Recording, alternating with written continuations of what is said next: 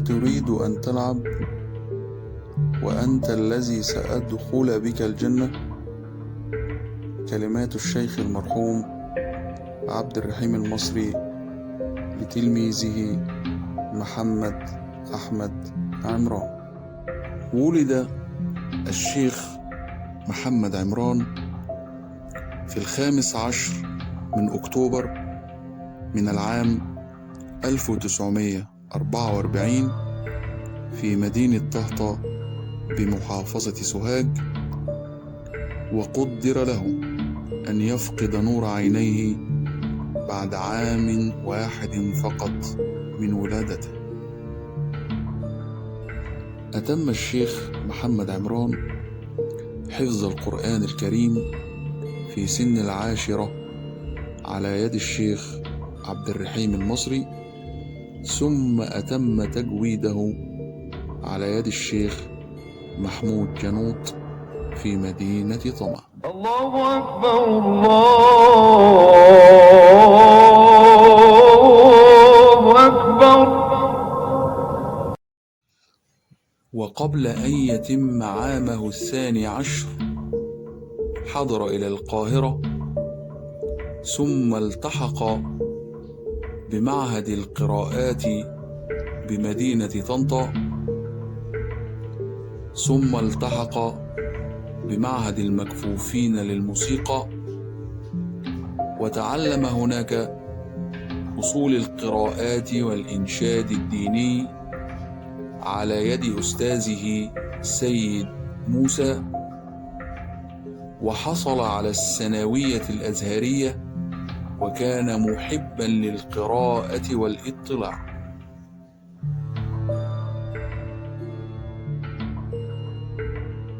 فكم لله من لطف خفي، فكم لله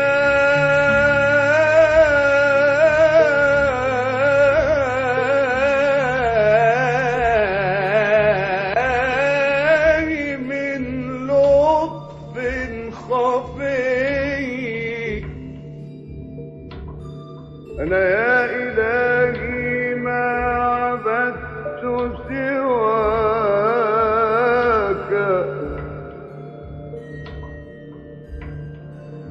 أنا يا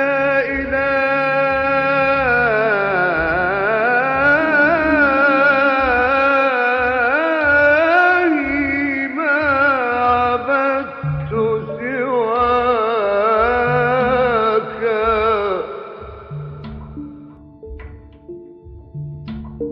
وبحثا عن لقمة العيش، عمل الشيخ عمران في إحدى الشركات، وجعلته قارئا للقرآن الكريم بمسجدها الكائن بموقع الشركة، وذاع صيته وانتشرت شهرته بين العمال.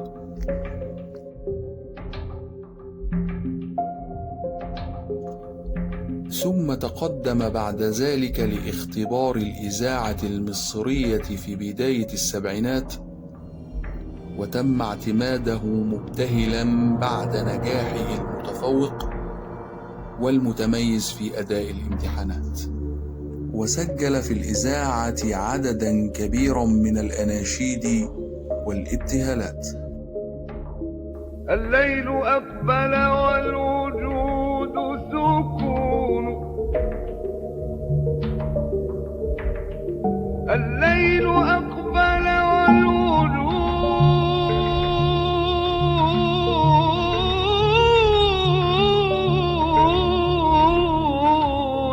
سكون.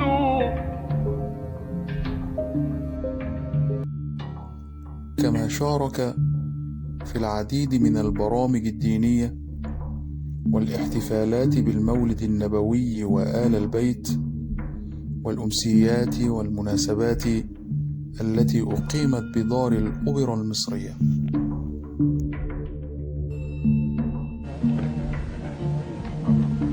الحقيقة يعني النهارده من الأيام اللي حقيقي ما تحسبش بالعمر، لأن هذا يوم ب1000 يوم والله.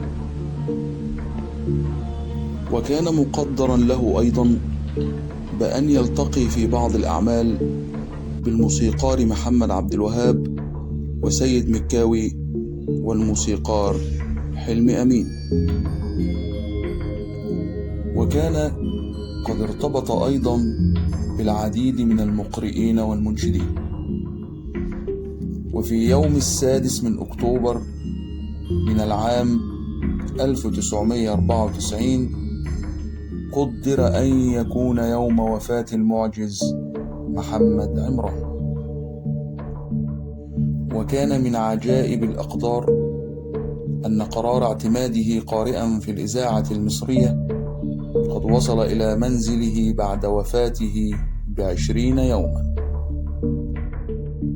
هذا وقد عاش الشيخ محمد عمران أعوامه 50 مكتفيا بنور بصيرته، يفصل اللحن ويكسي الكلمة بحس كله إيمان، ويبصر بنظارته السوداء ما لا نبصره نحن.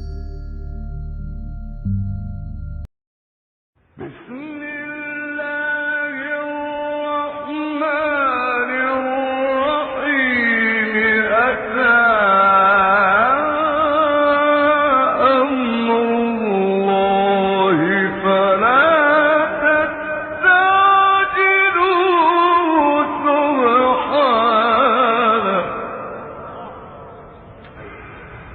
سبحانه